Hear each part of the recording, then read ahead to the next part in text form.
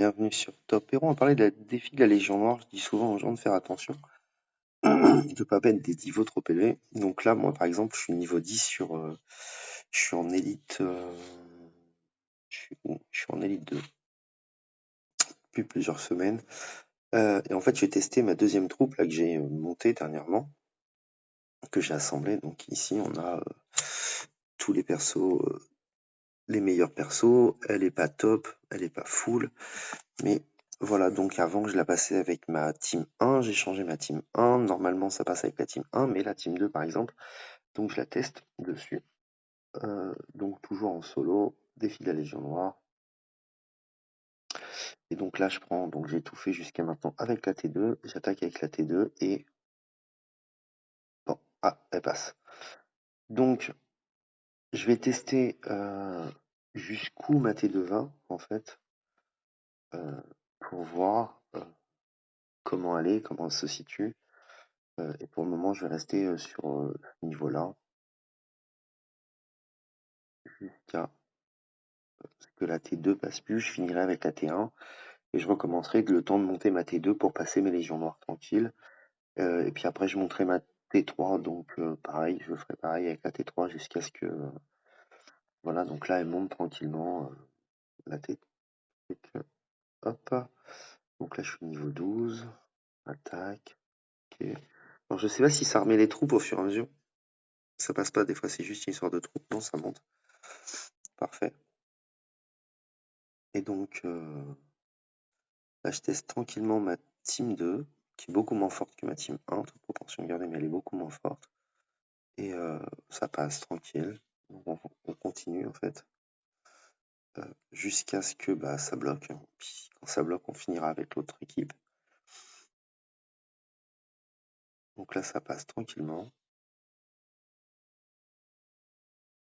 Donc encore une fois, ouais, les défis de la Légion Noire, je vous invite à les faire en solo.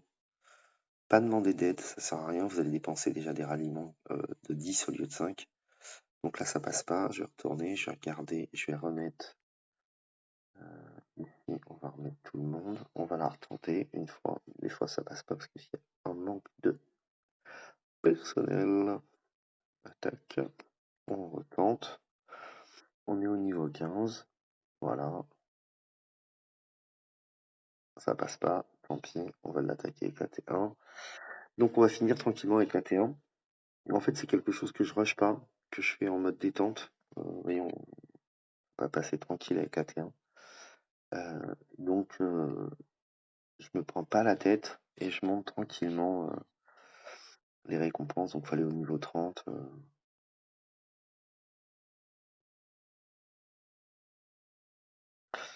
Et puis voilà. Donc, sachant que ça compte quand même 30 x 5, ça fait 150 énergie. Si vous faites en rallye, ça vous fait 300 énergie. Ce qui est dommage. Donc, concentrez-vous tranquillement sur faire votre petit truc. Et si ça passe pas, plutôt que de monter un niveau supplémentaire, ce qui sert à rien, on se concentre tranquillement sur ce qu'on est capable de faire.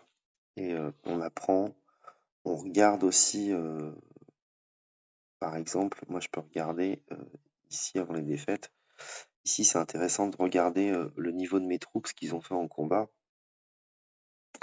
Donc on voit le niveau des troupes. Donc par exemple, j'ai en termes de tanking et en termes de dégâts, je vois que Rose, elle fait 20 millions de dégâts. Elle fait autant que... comment elle s'appelle? Autant que enfin, elle fait plus que Parangon, elle fait plus que tout le monde. En termes de tanking, elle est numéro 2, alors qu'elle n'est pas ultra puissante, toute proportion gardée. Et ce qui est intéressant, c'est que je vais regarder, là j'ai mon évêque qui fait 60,2 de dégâts, pas mal. J'ai 58 et 55 pour comment on appelle ça? Pour l'artificier. Et voilà, donc je regarde mes troupes où elles en sont. Hop, ici. Donc j'ai mon artificier qui fait 50 et quelques millions. Bon, lui, il tank pas mal. L'artificier, il fait pareil, 50 et quelques millions. Et pourtant, je regarde, je vois bien que ma Parangon, c'est quasiment le perso le plus élevé que j'ai. Ça me permet aussi de pouvoir regarder, par exemple ici, de pouvoir revoir le combat, voir comment ça s'est passé, pourquoi mon perso est mort aussi vite, alors que elle aurait pas dû mourir quelque part, ou pourquoi elle a pas fait de dégâts.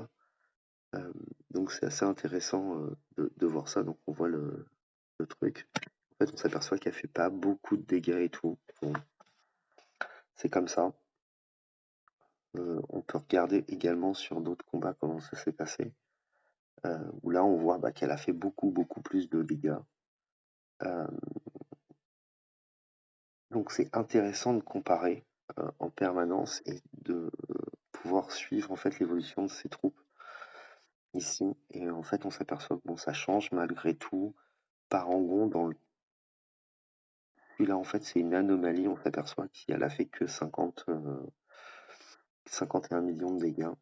Que ici, non. Ici, dans celui-là, si elle fait que si peu de dégâts à 51 millions, en fait, c'est une anomalie